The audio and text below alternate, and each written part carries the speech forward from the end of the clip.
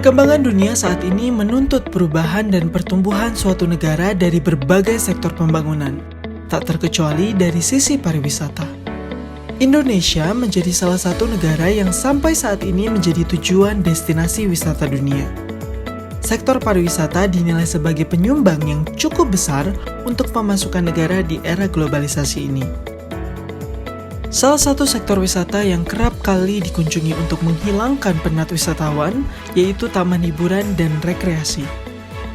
Objek wisata yang seringkali dikunjungi oleh para wisatawan untuk menghilangkan jenuh adalah tempat hiburan dan rekreasi. Salah satunya yang terkenal di Indonesia, khususnya di Bali, yaitu Bali Zoo. Bali Zoo merupakan salah satu kebun binatang yang berada di Bali yang berlokasi di Jalan Raya Singapadu, Kecamatan Sukawati, Kabupaten Gianyar, Bali. Di mana Bali Zoo berdiri pada tanggal 4 September tahun 2002 yang didirikan oleh Insinyur Anak Agung Gede Putra. Bali Zoo sendiri memiliki luas wilayah sekitar 14 hektar, di mana terdapat ada 65 spesies dan jenis hewannya ada 500. Dalam video kali ini, kami dari kelompok E yang beranggotakan Wendy, Ratna, Indra Arya, Naufal, dan Diki akan menjelaskan mengenai analisis Managing Service Resource Capacity dari Bali Zoo. Dalam bukunya yang berjudul Service Operation Management, Johnston, Clark, dan Silver mendefinisikan capacity management merupakan suatu tindakan penyimbangan dengan mengoptimumkan sumber daya yang kurang dimanfaatkan atau terlalu banyak dalam suatu perusahaan. Lantas, bagaimanakah strategi capacity management di kebun binatang Bali Zoo? Dalam hal ini, strategi capacity management dari Bali Zoo sendiri dibagi menjadi 3, yaitu strategi pengelolaan permintaan, strategi pengelolaan pasokan, dan strategi pengelolaan antrian yang akan dijelaskan secara lebih rinci sebagai berikut. Pembahasan yang pertama yaitu mengenai pengelolaan permintaan dari Bali Zoo. Dalam pengelolaannya terdapat beberapa strategi seperti penerapan, membership, reservasi, dan buku voucher. Membership sendiri merupakan strategi partitioning demand yang dimana membedakan pelanggan yang datang secara rutin dengan yang reguler atau jarang. Kemudian terdapat sistem reservasi untuk mengatasi kebutuhan permintaan pelanggan yang cukup fluktuatif dan variatif. Lalu terdapat pengadaan buku voucher yang merupakan strategi Bali Zoo ketika mengalami phase of peak demand di mana permintaan pelanggan di phase yang rendah sehingga promo ini digunakan oleh pihak Bali Zoo. Pembahasan berikutnya mengenai pengelolaan pasokan dari Bali Zoo, di mana terdapat beberapa strategi seperti optimalisasi pegawai dengan menggunakan pegawai part-time dan melakukan sistem worksheet untuk mengatasi kapasitas yang kurang mencukupi.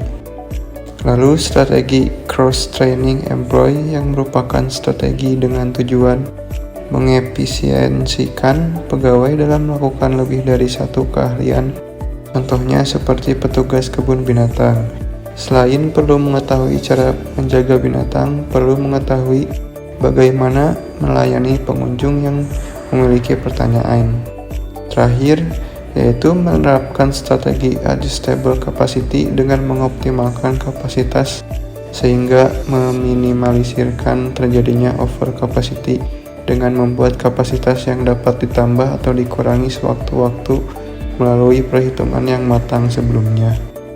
Mengenai strategi pengelolaan antrian, Bali Zoo memiliki 2 strategi dalam menangani hal ini, yaitu membuat tempat loket antrian yang nyaman bagi pengunjung, di mana dalam membuat nyaman sendiri, pihak Bali Zoo membuat tempat antrian yang sejuk di dalam ruangan dan menambahkan ornamen-ornamen yang memanjakan mata.